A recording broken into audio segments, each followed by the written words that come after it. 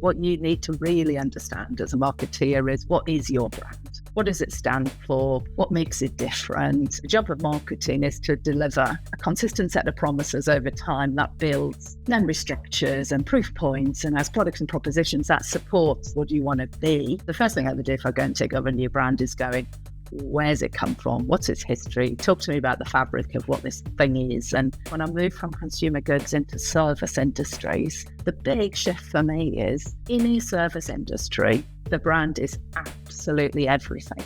The number one question I get from marketers is, how do I show ROI for my marketing spend? And for my guest today, time and time again, she's shown the blueprint for how you draw that dotted line between marketing and return on your investment. Margaret Jobling is the CMO of Natwest, the UK bank that last year delivered £14 billion in revenue and £6 billion in profit. With decades of experience at Unilever, working on some of the UK's most loved brands, like Cadbury's, British Gas and Birdseye, she's one of the best when it comes to balancing brand building and performance to drive business revenues. In this episode, we talk about the challenge of overcoming customer inertia in finance, how to balance short-term performance with long-term brand building, and what customer engagement really looks like. So let's get to it. Here's my conversation with Marg. Hello, Marg. Welcome. Afternoon, Max. Good to see you again. How are you doing today? Very well. I'm glad it's Friday. It's been a very long, short week. Yes, well, we're back after the summer. You've had a busy time at Olympics as well. I saw Natwest everywhere. Oh, nice. That was fantastic. They even made the track purple for me in Stade de France, which is quite handy. Really? Yeah. That was for you? Just for me, Natwest. We influenced the branding on the whole Olympics. Oh, that's what amazing. I told my boss anyway. That's amazing. What a way to start. Look, so everyone I've been speaking to on this podcast, especially in sort of the marketing world, we kind of spoke about, you know, the importance of emotion and customer centricity. And, you know, your name kept coming up around customer centricity, especially when it comes to finance. So I'm excited to dig into that today with you, because you didn't have a straight line into marketing. No, I definitely did. But with that in mind, I want to start with just one very simple question. So given where you've come from, where you are now, what do you think separates a good CMO from an exceptional one? Oh, God. I think three things. One, I would say, I put it in the commercial acumen space, but you need to be credible. And credible not just as a marketer, but as a business person, because otherwise you're dead in the water and you are literally the colouring in department. Two, I think you need high EQ, i.e. ability to influence and sell, because every conversation we're in really is a selling conversation to justify investment. And the third thing I think is thirst for learning / curiosity, because if I look at the last 10 years, our industry has shifted more in 10 years than I've seen in my entire career. And it's going to shift as much again. So you need to be, I'm my biggest own self-improvement program. So you need to constantly be challenging yourself around what's new, what's coming, how do you keep your finger on the pulse. So I'd say those three things. And talk to me a little bit about how it's changed. What's different to now and where's it going? Oh, my God. So if I go back to my brand manager days, Max, I would say your ability to reach an audience was centre break, Coronation Street, 90% of eyeballs. And the debate was, do you go the beginning of the break or the end of the break? Because everybody went for a wee and a cup of tea. And you think of today, like shift to 2024, multi-platforms. So, I mean, how many touch points have you got with a customer? It is phenomenal. Technology enabled. I mean, they didn't even have mobile phones when I started work. I was still on acetates and projector slides. That's how old I am. So technology. And I think expectations of customer around experience and choice. I mean, I've always said today, in today's world, as a brand, you've got nowhere to hide. So there cannot be a cigarette paper between what you say you're doing and what you're actually doing, because you get found out in ways you never would back in the day when I was a lass. So it's fundamentally changed. The core needs of what a customer wants, or the things we need to think about, I think are the same and they're enduring. how they manifest, totally different, because the world has fundamentally changed. Now, as a marketeer, you need to move at the speed of life, and that's totally different. I've got 4 kids, and I look at their world and what they're reading. You know, I think the stat I saw the other week was 13% of under 24s watch linear TV.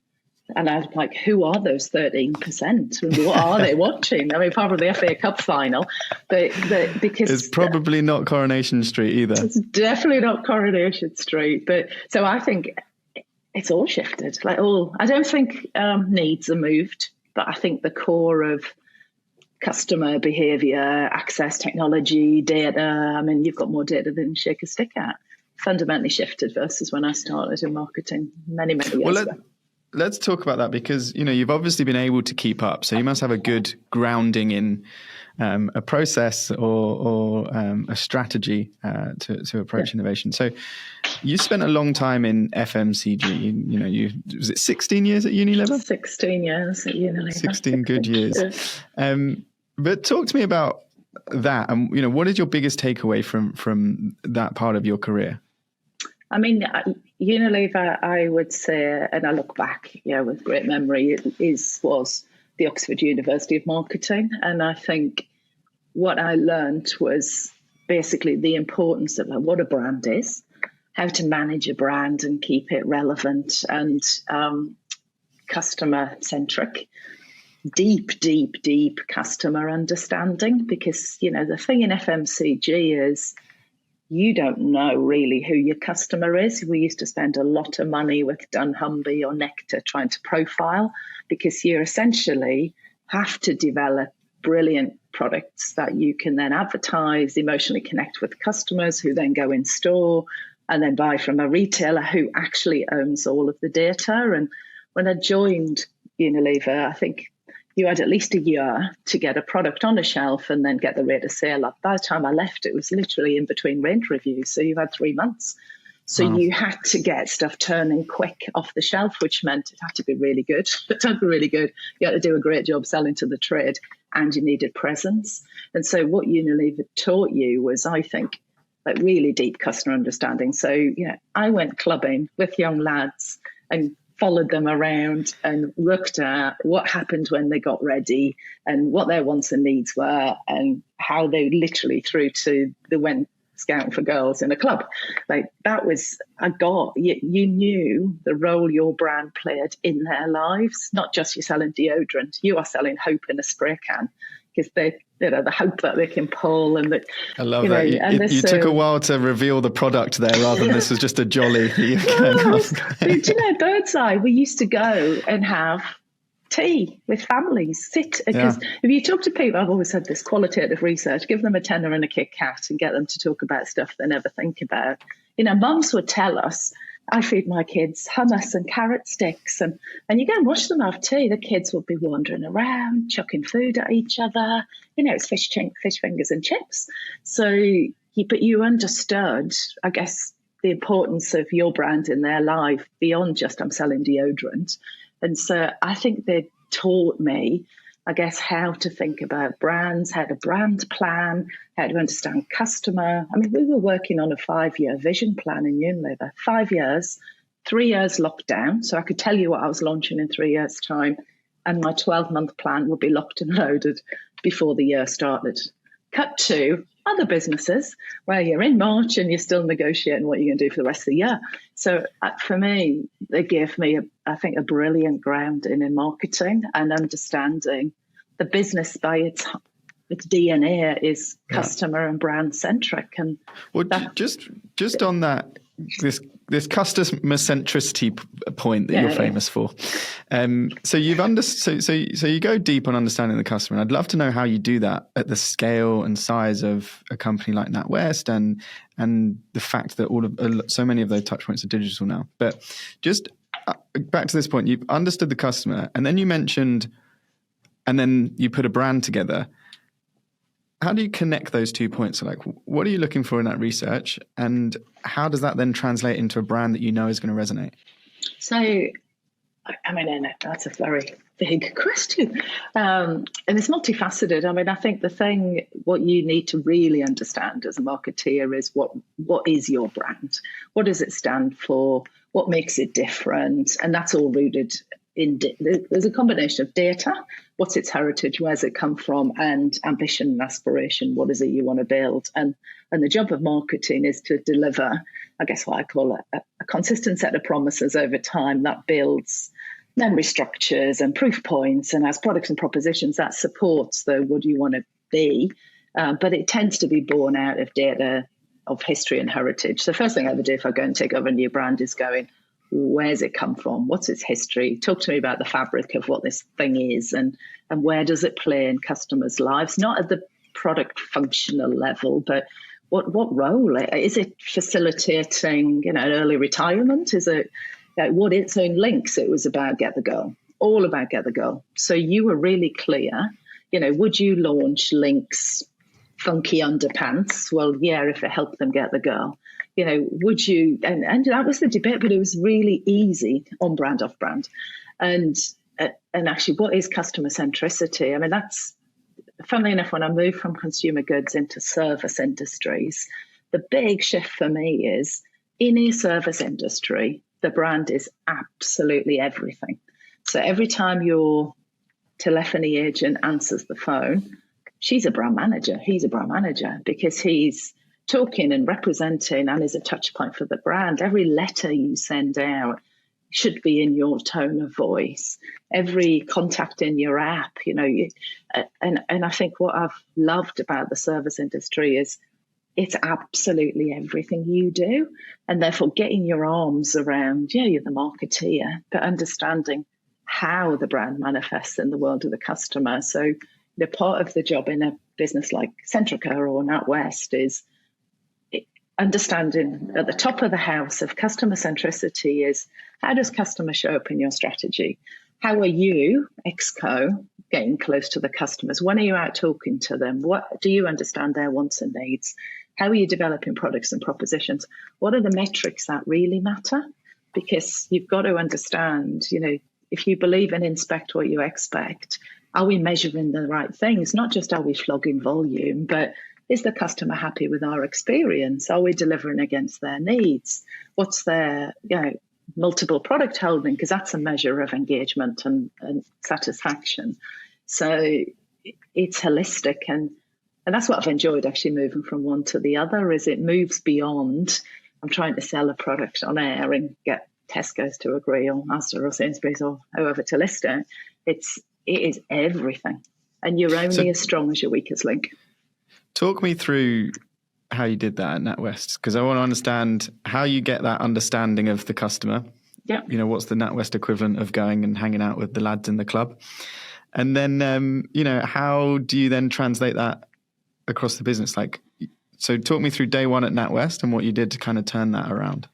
So day one at NatWest, and there would be many days that we did this, was I'm a massive, and I am a scientist by background, but start with the data.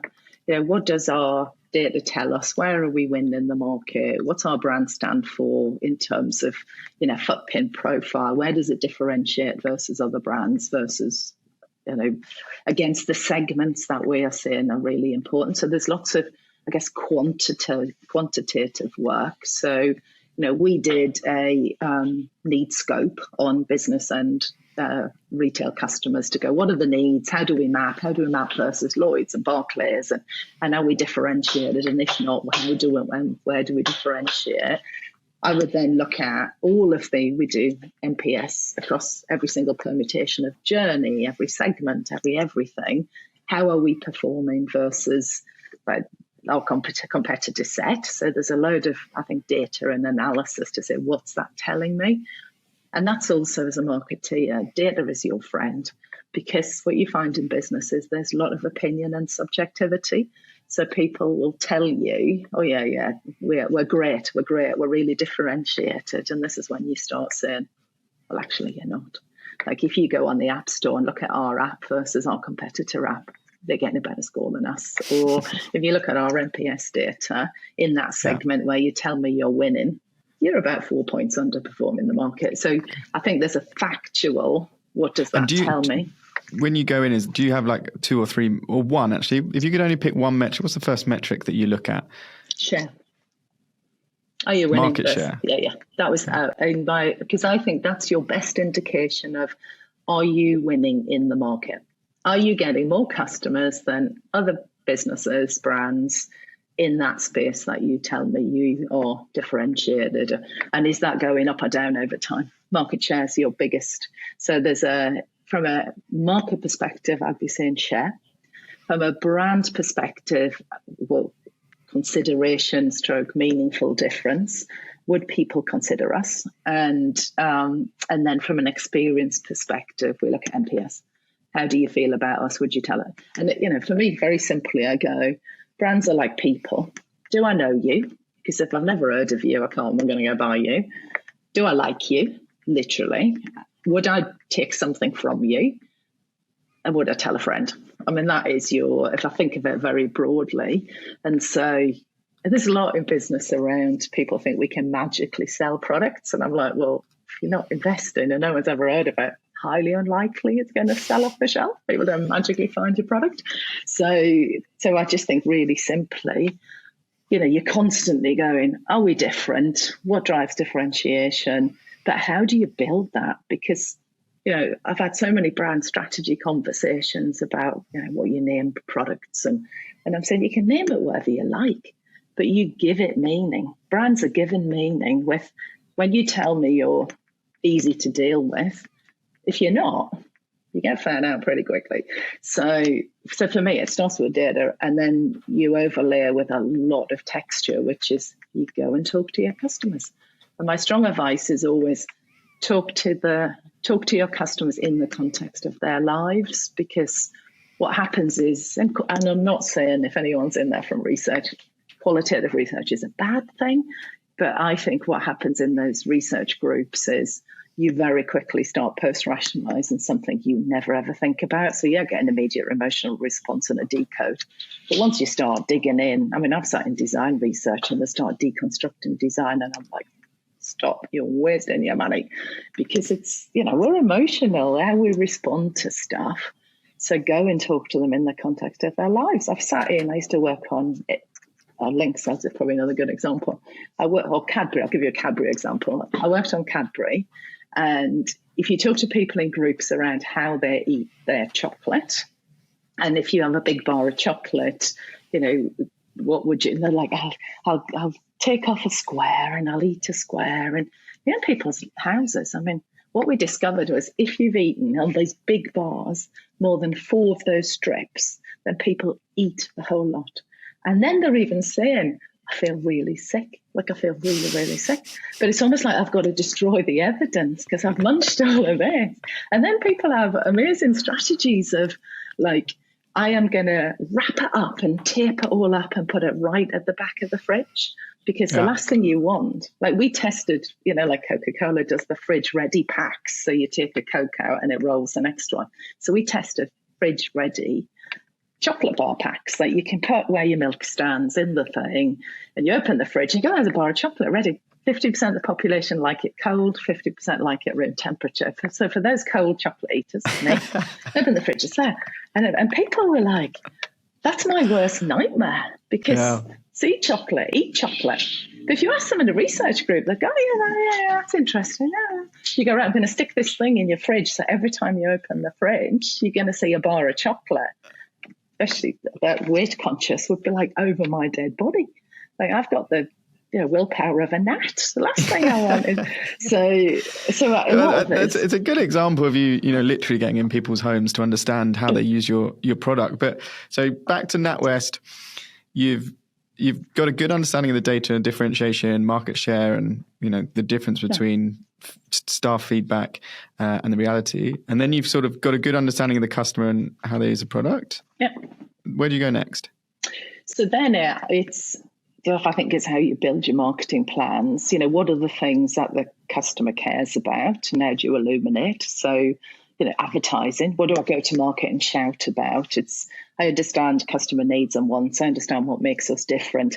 Here are the proof points and things we're going to talk about. So you'd be building out your marketing plan around the things that we're going to differentiate.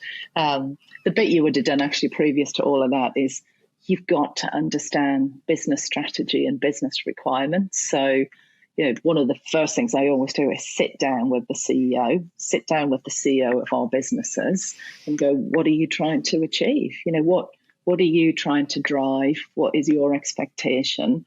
And then, marketing doesn't operate in a vacuum. If you think of what our job is, it's to, I think, illuminate externally the things that will make us different and attract customers to come to us.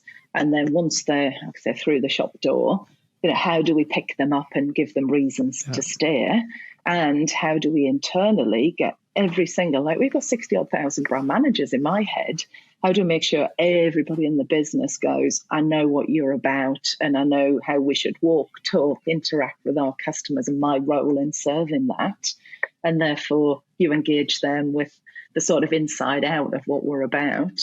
So if you look at Team GB, we activated that as much inside our business as outside our business because we want to be a performance culture. We want to be giving more feedback. We want to be literally driving growth into the business. How do we think and activate what that looks like for our people as much as how do we help our customers set goals, start planning and saving for the future? Those things have to all be literally coherent. Otherwise, if you've got dissonance, which is back to what I said, if there's a gap, then it all falls apart.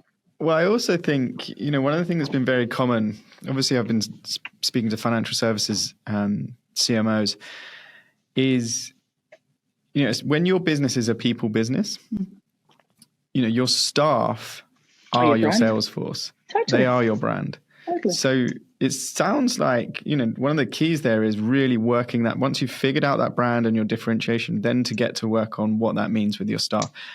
Talk me through how you did that in Natwest. So when I joined, we did a lot of work around the brand. What's going to differentiate us? How do we translate that? We had a very clear purpose as a business. How do we translate that to a customer-facing proposition? So our creative platform was Tomorrow Begins Today. So all of the insights said the thing that stops our customers being successful or saving or getting ready, bringing their tomorrows forward is inertia, lack of momentum, motivation. Money is complicated. People are scared of money. They don't talk about money, don't really understand interest. This is a generalization. There's some very, very savvy investors out there, but they don't necessarily understand the planning for the future and savings. And so we got to a space which is our customer-facing platform is Tomorrow Begins Today. And therefore, how do we start building creatively externally? We also said, okay, what does that mean for our people? And actually, our people really are tomorrow makers. So everything they're doing is helping customers get to their tomorrows faster. And how do we do that? We help them by taking action, because the role we play is we're the cheerleader. You do a bit, I do a bit, and together we get there faster. We give you the tools, we give you the help, we give you the expertise. We can't do it for you. And so that was an internal campaign for our people on, okay, this is the role you play. How are you helping customers take action today for a better tomorrow? How do you own a complete end to end? How do you make sure that we're building products and propositions that are all about, so for example, savings goals? We can help in the app now set savings goals, nudge you towards whether it's roundups but it's all the things that are consistent with what you want to stand for.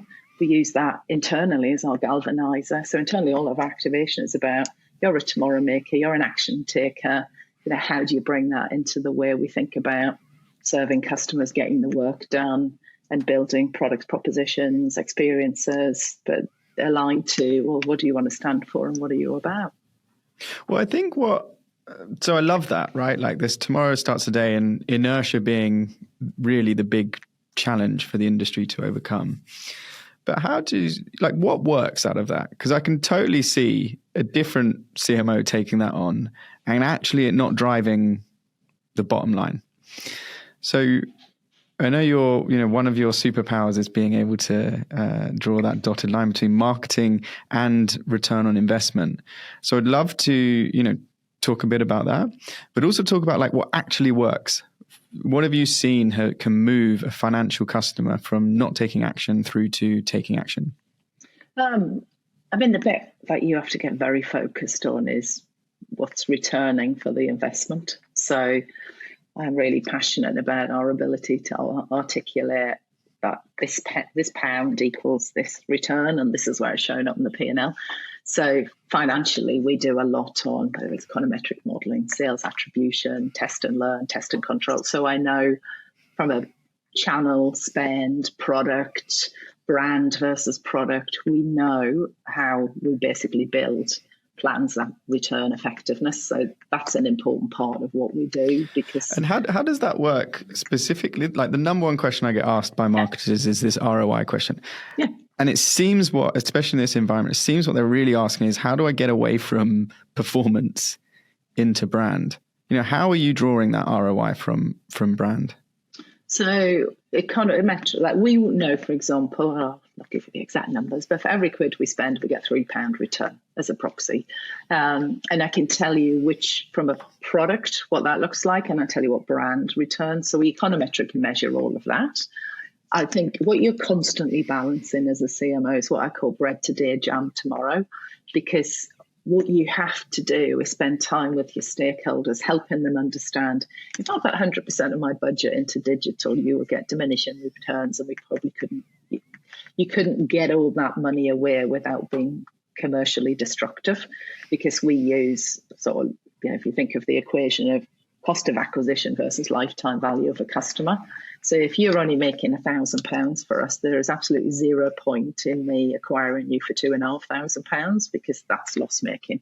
So you're constantly balancing value today with how do I build this out for the future? And what we know is, and there's different, I'm a massive believer in all the IP effectiveness, but 60-40 is where we ideally try to play. 60% brand. We know the best short, medium, and long-term effectiveness plays brand, because that's returning across all your products.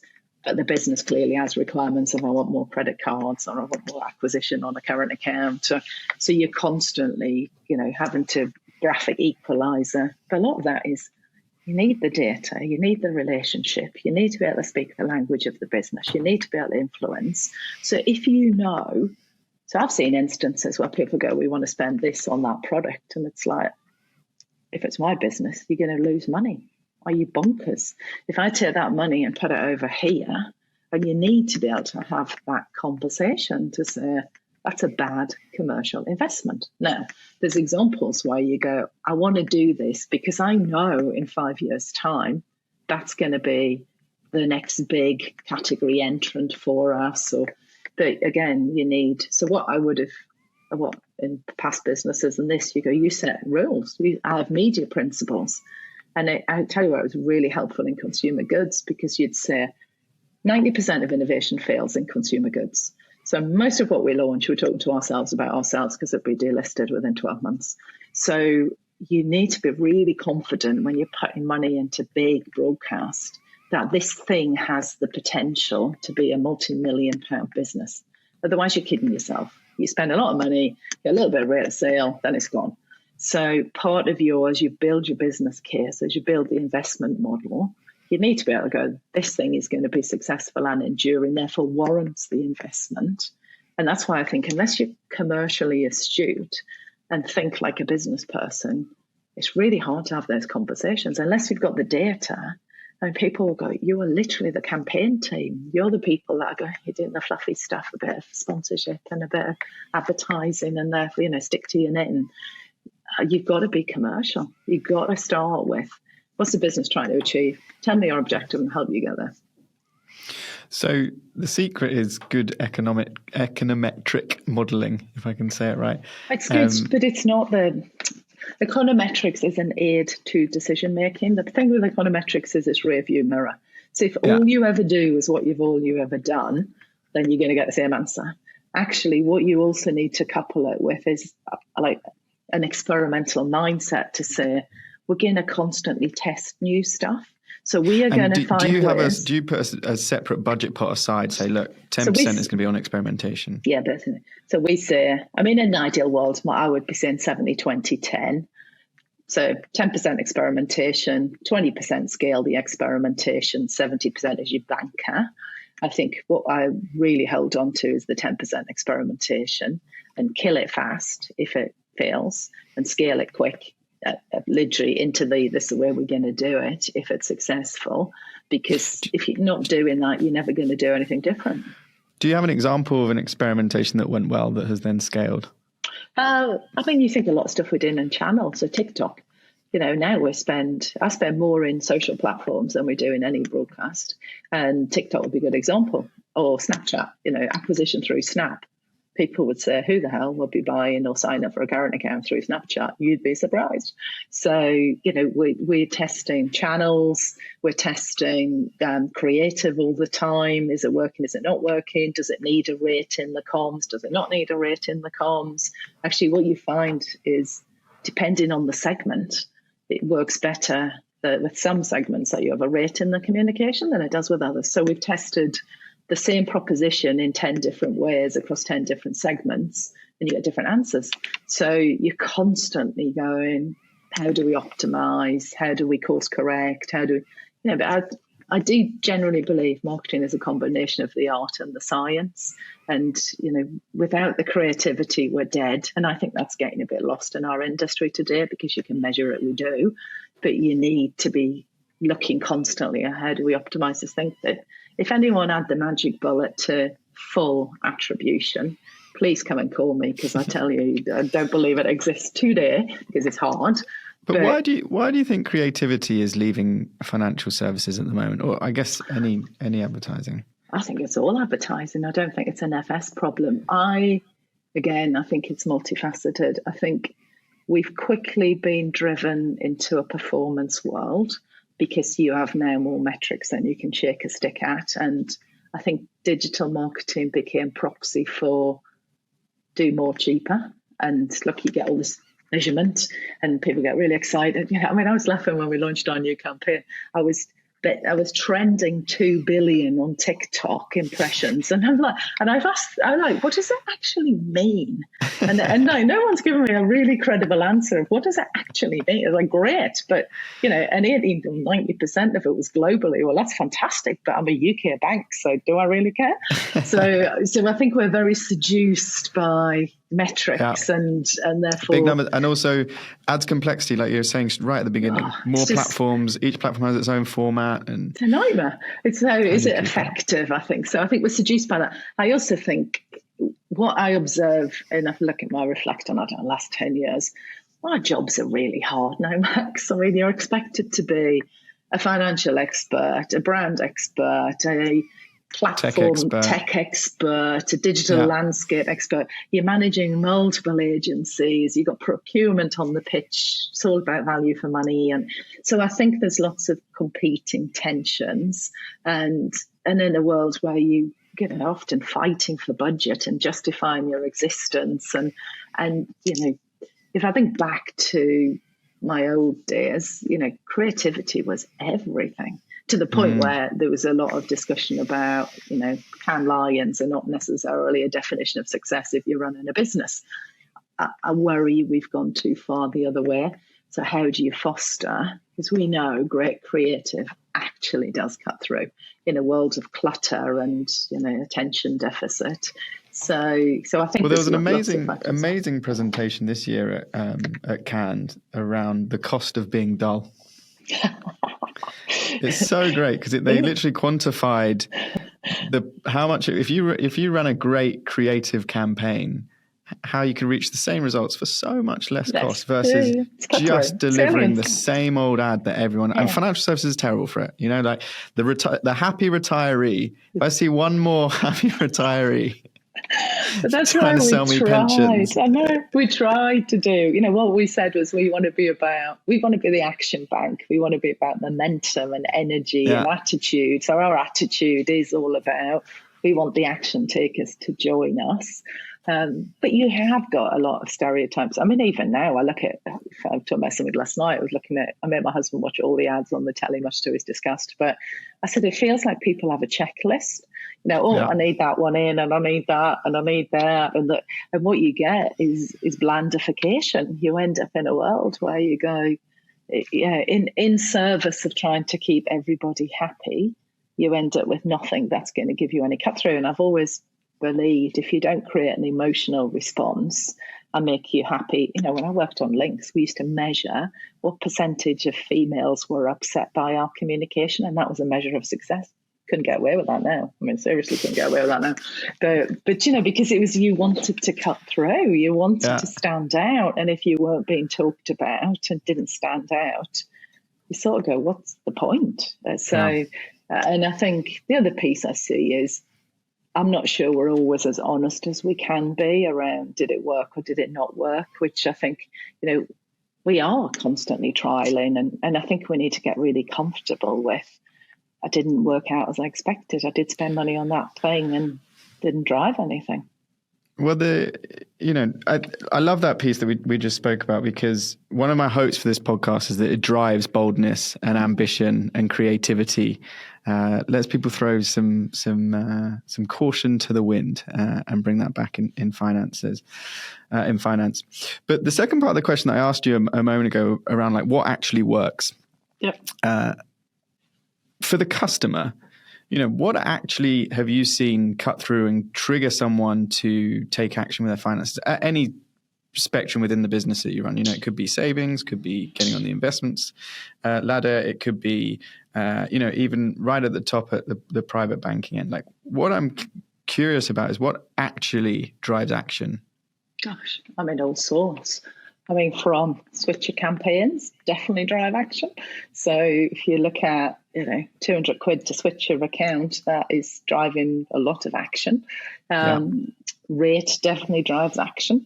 So, and it's interesting because I definitely, from spending time looking at wants, needs, where people are at, there's a lot of savviness, particularly amongst the young audience now, around investments and, where to put their money and how to think about the future. And so, what's an example of that when you say you've been looking into that? So we've obviously been looking at how to get people. So we do a lot of work with young people, because what you're seeing is lots of young people are coming out of education with little real understanding of money, which is terrifying because there's no life skills really taught at school. So we've done quite a lot of work with a sort of 16 to 20, 22, 24 on what I'd call life goals. How do you think about money in that context? And, what comes out is really interesting. I mean, pensions, that is just, it's not. So I think there's a whole shift in society around, no one's going to do a job for 40 years. No one's going to be worried about their pension. My kids are like, Mum, the last thing I want is your life. Thank you very much.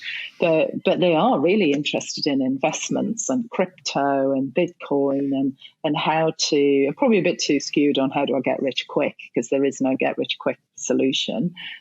So what definitely works is education around how to think about money and savings. And, you talk to someone like Marcus Rashford and he would say, he would save £1 or a percentage. He would save a percentage of his salary, regardless of how big that salary is, because he recognised the importance of, putting something away for the future. And sadly, a lot of young and British population don't think like that. We're not a financial planning. So things like what we've seen work really well is things like roundups. So set your roundup on your payment. So if you spend 99p, then we'll round it up to £1 and put it in a savings pot.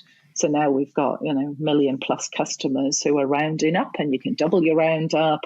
And it's a little bit, the Asda pennies look after your pennies, and the pounds will look after themselves. But I think it's how do you get small shifts in behaviour? Because not everybody can afford to save. So, how do you get people thinking differently? How do you get people planning? So we've done a lot on how do you give them the tools. Similarly, on things like sustainability, when you talk to business customers around, sustainability, where's your plan to net zero? I mean, it terrifies some because they don't know where to start. Yet when you talk to them about, thinking about saving money on your electricity, or stop printing paper and go paperless, or all of those things are actually carbon positive, but they don't necessarily think about it in that way. And increasingly, if you're a small business owner, you're somebody's scope 3. So if you look at, like we do a lot in agriculture, you go and talk to the farmers. Are they interested in, building net zero plans? Not everyone, but they know unless they can evidence that, then essentially, a Marks and Spencer's or a Tesco's will be saying, you can't work with us. So I think we can do really practical things. So we've created a carbon planning tool, which helps them go, how do you think about your carbon footprint for your business? What are the practical things you can put in place? And the sweet spot is always, it helps you save money and it helps you start thinking about how you're transitioning. And so for me, the things that really work are, they're helpful. Like someone said to me, does that help me save time, money, or hassle? And it's really simple, but if it helps me save time and hassle, customers are likely to do it. So I think also on that, Mark, we talk about this a lot internally of like, how can you make something relevant today? And everything you mentioned sort of working was an active motion from them. Like a pension is so far off in the distance, and I'm almost, I guess, a bit surprised that education is a powerful lever in the short term as well, because that we've found that is also, it's another thing that is it's like eating your vegetables is how we describe it. You should do it, you'll get round to it, it's on your list.